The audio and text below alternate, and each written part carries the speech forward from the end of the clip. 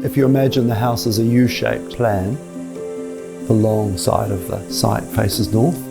It falls gently to an eastern reserve and is overlooked by neighbours on both the south and north. The house is imagined as principally a brick house, and the brick elements provide privacy from the adjoining neighbour. But it's also been dragged into the house to provide a sense of an internal street when you enter the house. And as you move through it, it has a particularly beautiful eastern aspect to a reserve. To soften the palette, cedar is used to line the ceiling of the floating roof, and that roof extends out into soffites over outdoor rooms, which also allow edited views of the sky.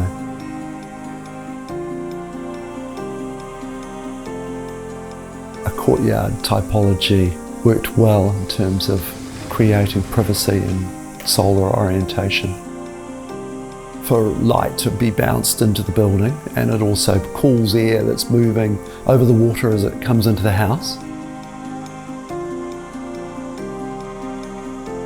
The position of the kitchen affords a particularly beautiful light at all times of the day, and certainly that curtain has helped create that.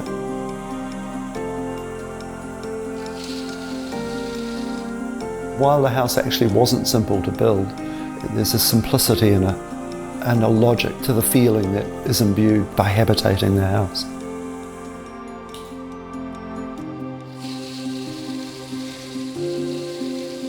Despite being in the middle of suburban Auckland and close to the city, I think there is a sense that you're removed, cocooned in a space that's quite calm and serene.